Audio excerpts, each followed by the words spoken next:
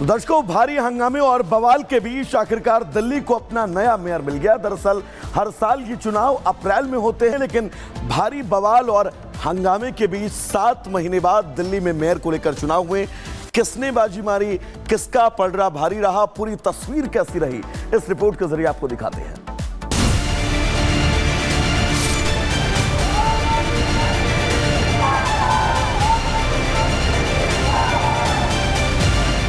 दिल्ली के मेयर चुनाव में जीत का फर्क महज 3 वोट ही है। भले ही आम आदमी पार्टी के उम्मीदवार महेश खींची जीते हों, लेकिन ये जीत इतनी आसान नहीं थी। जैसे जैसे काउंटिंग हो रही थी, दोनों ही तरफ के नेताओं की दिलों की धड़कनें ऊपर नीचे हो रही थी, लेकिन आखिर में जीत आम आदमी पार्टी की हुई, वो भी सिर्फ 3 वोटों से।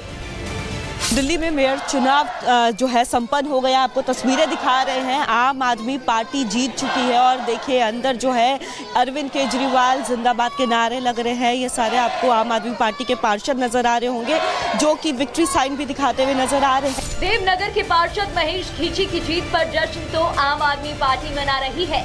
सांसद संजय सिंह विक्ट्री साइन दिखा रहे हो, लेकिन सांसें तो उनकी भी ऊपर नीचे हो रही थी। और बड़ी खुशी की बात है और बड़ा हर्ष हो रहा है मुझे कि मेरे सभी पार्षदों ने मुझे इस जीत के हासिल किया। और माननीय मुख्यमंत्री अरविंद केजरीवाल जी का मैं तहे दिल से धन्यवाद करता हूं, जो एक छोटे से कार्यकर्ता को आज मेयर पद पे उन्होंने बिठाया, जिसके लिए मैं केजरीवाल जी का बहुत बहुत धन्यवाद करता हूँ। आपकी जीत के बाद सीएम आतिशी से लेकर अरविंद केजरीवाल ने नवनिर्वाचित मेयर को बधाई दी और बीजेपी पर षड्यंत्र रचकर चुनाव में देरी कराने का आरोप लगाया। लेकिन आम आदमी पार्टी को इंडी गठबंधन की उसकी साथी कांग्रेस ने ही आईना दिखा दिया और कांग्रेस पार्षदों ने वोटिंग से पहले खूब हंगामा किया और वॉकआउट तक कर दिया। लेकिन मुकाबले से पहले कांग्रेस को बड़ा झटका भी लगा। मोहम्मद खुशनूद और उनकी पार्षद पत्नी सबीला बेगम ने पार्टी से इस्तीफा दे दिया और केजरीवाल की पार्टी के पक्ष में वोट कर दिया। बीजेपी को सपोर्ट नहीं कर सकते, भाजपा को सपोर्ट नहीं कर सकते। इसीलिए हमने कांग्रेस पार्टी के आज के डिसीजन से आहत होकर के ये डिसीजन लिया है कि हम कांग्रेस पार्टी की सदस्यता से इस्तीफा देते। भारी हंगामे, दल बदल और उतार चढ़ाव के बाद आखिरकार 7 महीने की देरी से दिल्ली को नया मेयर मिल ही गया। Bureau report, Republic Bharat. तो दर्शकों, देश की राजधानी दिल्ली में लगातार अपराधों का बढ़ता सिलसिला दिल्ली पुलिस के लिए एक बड़ी चुनौती बना था, लेकिन दिल्ली पुलिस ने अब ऑपरेशन कवच चलाया है, जिसके बाद कई कुख्यात अपराधियों को दिल्ली पुलिस ने न सिर्फ पकड़ा है, बल्कि उन अपराधियों को सलाखों के पीछे पहुंचाया है, जिसके बाद अब दिल्ली पुलिस के इस ऑपरेशन कवच की चारों तरफ चर्चा हो रही है। रिपोर्ट आपको दिखाते हैं।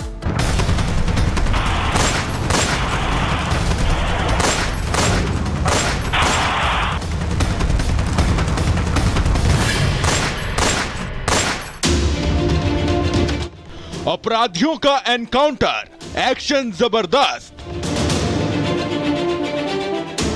गुंडे टू गैंगस्टर, पुलिस की नजर।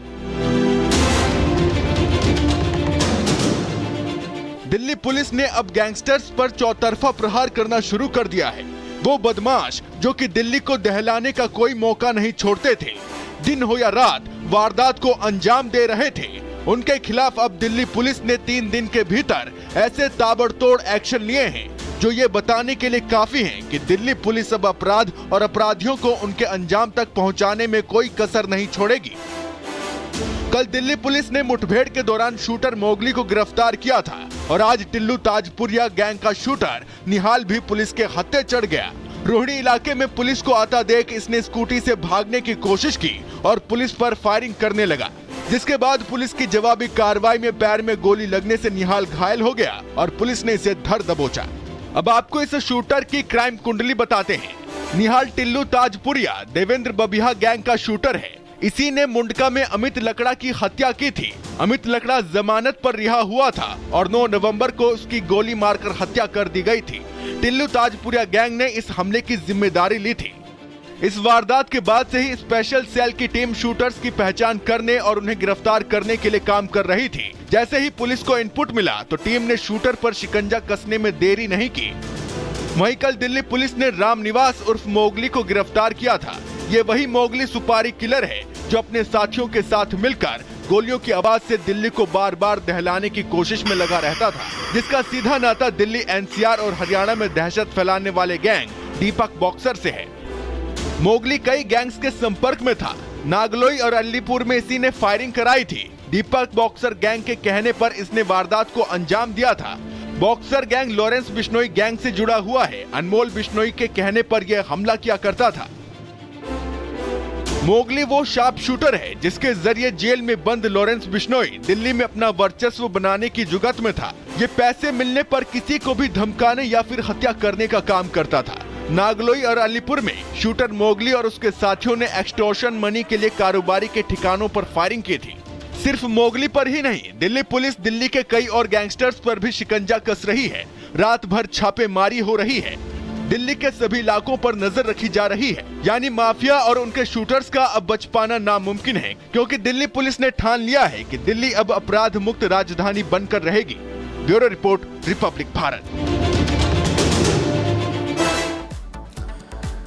तो दर्शकों, दिल्ली पुलिस के ऑपरेशन लंगड़ा की आपने कहानी सुनी। अब बात उत्तर प्रदेश पुलिस के ऑपरेशन लंगड़ा की बात करेंगे। दरअसल उत्तर प्रदेश में शायद ही कोई दिन ऐसा जाता हो जब कोई अपराधी पकड़ा ना जाता हो। उत्तर प्रदेश पुलिस ने जब से अपने ऑपरेशन लंगड़ा को ऑपरेट किया है, तब से लगातार अपराधियों के अंदर डर है, खौफ है।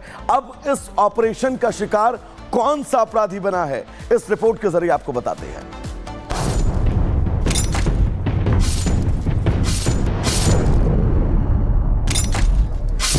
सर बस आखिरी बार को माफ कर, हर बार तो ही कहता आखिरी बार माफ कर दो सर।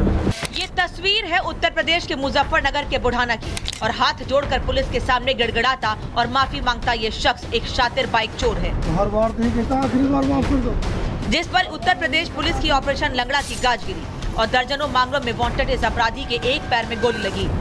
उत्तर प्रदेश पुलिस की बुलेट के आगे अपराधी बेदम नजर आ रहे हैं और हर दिन उनकी शामत आ रही है। चुन चुन कर अपराधियों का हिसाब हो रहा है और एक के बाद एक अपराधी जेल की सलाखों के पीछे पहुंच रहे हैं। पिछले 24 घंटों की बात करें तो उत्तर प्रदेश पुलिस 6 एनकाउंटर कर चुकी है, जिसमें 8 बदमाश गिरफ्तार हुए हैं।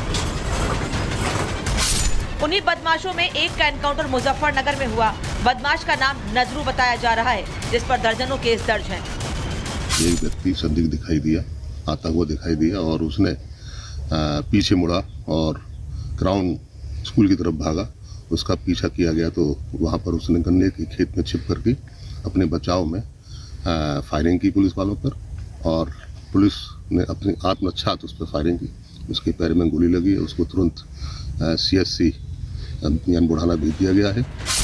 उत्तर प्रदेश पुलिस ने आज दूसरा एनकाउंटर मथुरा में किया, जिसमें नाबालिग बच्चे से दुष्कर्म के आरोपी सतीश कुमार के पैर में गोली लगी, जिसके बाद उसे अस्पताल में भर्ती कराया गया। आरोपी के कब्जे से पुलिस ने एक तमंचा और कारतूस भी बरामद किया है। सतीश पुत्र नवचंद, जिसकी उम्र लगभग 40 साल होगी, उसके साथ आज कोतवाली पुलिस की पुलिस मुठभेड़ हुई है। इस पुलिस मुठभेड़ में उसके पैर पर गोली लगी है। उसके कब्जे से एक तमंचा, 2 खोखा कारतूस और एक जिंदा कारतूस मिले हैं।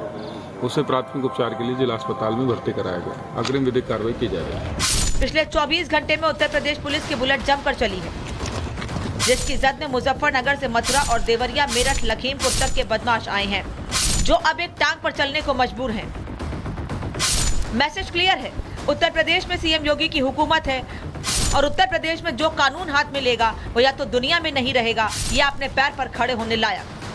कानून से खिलवाड़ करने वालों का इलाज पक्का होगा और हर अपराधी सलाखों के पीछे जाएगा। Bureau report, Republic Bharat. हर बार तो ही कहता आखिरी बार माफ कर दो। चलिए दर्शकों, गुड मॉर्निंग भारत में आगे बढ़ेंगे और बात भोजपुरी एक्ट्रेस अक्षरा सिंह की करेंगे। दरअसल इस वक्त अक्षरा सिंह चर्चा का केंद्र बिंदु बनी हुई हैं और ये उनकी कोई फिल्म या फिर गाने की वजह से नहीं, बल्कि अक्षरा सिंह को जान से मारने की धमकी से जुड़ा मामला है। पूरी खबर क्या है, इस रिपोर्ट के जरिए आपको बताते हैं।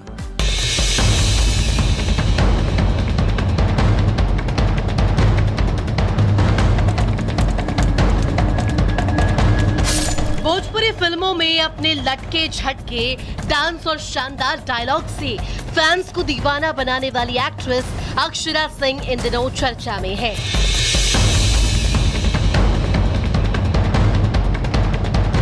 अपने फिल्मों, गानों और प्राइवेट लाइफ को लेकर अक्षरा यूं तो अलग अलग वजहों से हमेशा चर्चा में रहती है, लेकिन इस बार मामला उनके फैंस को टेंशन को देने वाला और सख्ती में डालने वाला है।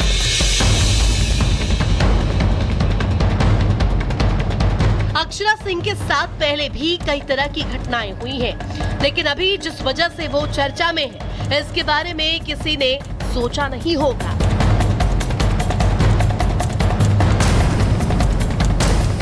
नवंबर को अक्षरा सिंह को फोन करके 50 लाख रुपए की रंगदारी मांगी गई और पैसे ना देने पर जान से मारने की धमकी दी गई। इतना ही नहीं, अक्षरा का आरोप है कि कॉल रिसीव करते ही कॉलर ने फोन पर उनके साथ बदतमीजी भी की।